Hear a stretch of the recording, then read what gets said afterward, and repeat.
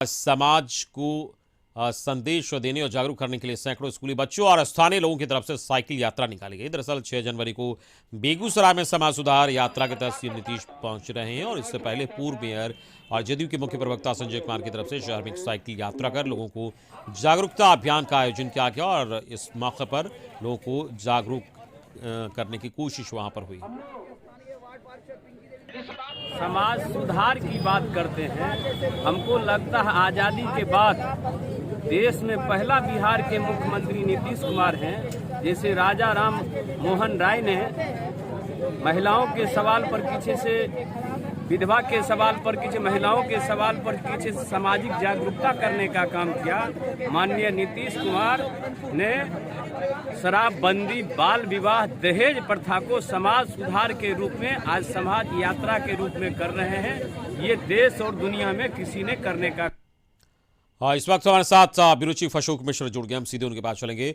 अशोक, मुख्यमंत्री के समाज सुधार अभियान के तहत आज मुजफ्फरपुर में सीएम थे और वहां पर जिस तरीके से सीएम ने संविधान के हवाला देते हुए कहा है शराबबंदी को लेकर जो तल्ख टिप्पणी की है और सीधे तौर पर कहा कि मौलिक अधिकार नहीं, फिर विरोध क्यों हो रहा है? बिल्कुल, देखिए अमित, शराबबंदी को लेकर के सीएम नीतीश के जो तल्ख तेवर हैं वो साफ जाहिर कर रहे हैं कि मुख्यमंत्री किसी भी कीमत पर समझौते के मूड में नहीं है।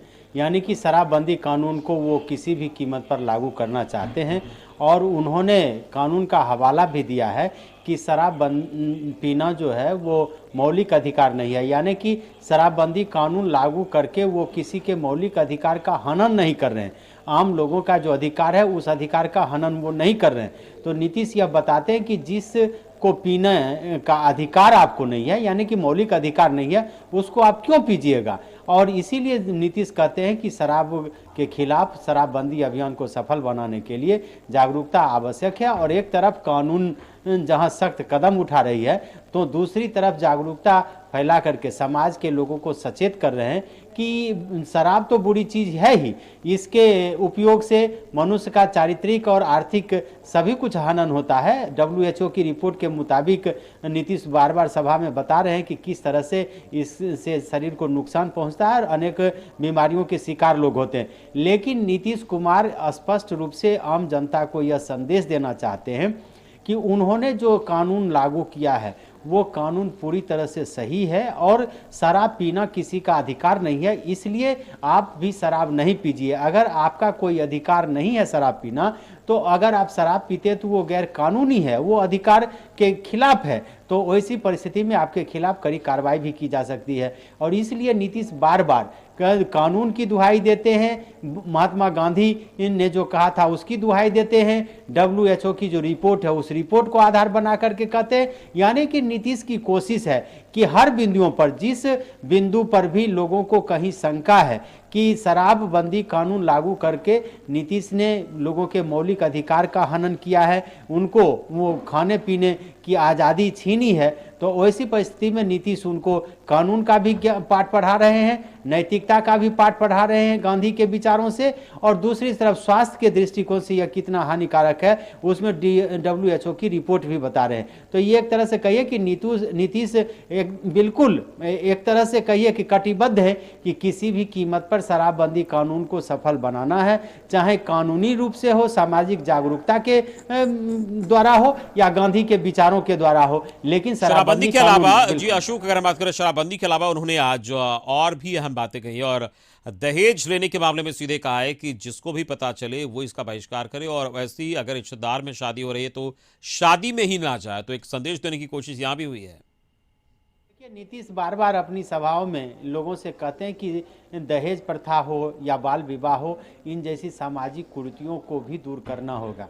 और मुख्यमंत्री ने साफ तौर पर ऐलान किया है कि जहां कहीं भी दहेज लिए जाएंगे उस शादी में वो खुद शरीक नहीं होंगे और जो आमंत्रण उन्हें देगा उसको कार्ड पर, यानी कि आमंत्रण पत्र पर लिखा होना चाहिए कि इस शादी में तिलक दहेज नहीं लिया गया। साथ ही नीतीश आम लोगों से भी अपील करते हैं कि आपके कोई परिजन, आपके कोई सहयोगी या आपके कोई सगे संबंधी अगर तिलक लेकर के अगर शादी करते हैं तो उस शादी का आप बहिष्कार कीजिए।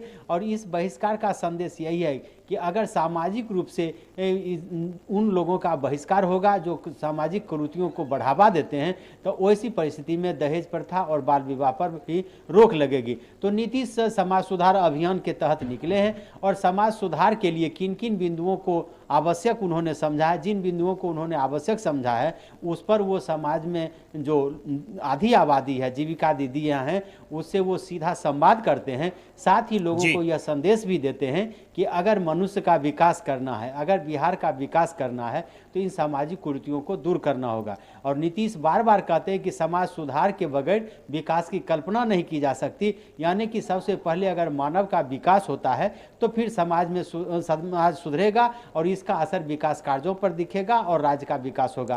तो इस तरह से मुख्यमंत्री लगातार लोगों को सचेत कर रहे हैं, अपने अधिकार का भी ज्ञान दे रहे हैं और कानून का भी पाठ पढ़ा रहे हैं। जी चलिए, इस पूरी बातचीत के लिए बहुत बहुत शुक्रिया आपका। तो अशोक मिश्र ब्यूरो चीफ इस वक्त हमें बता रहे थे किस तरीके से समाज सुधार अभियान के तहत मुख्यमंत्री नीतीश कुमार ने लोगों को संबोधित किया और जागरूक करने की कोशिश आज मुजफ्फरपुर में हुई है। फिलहाल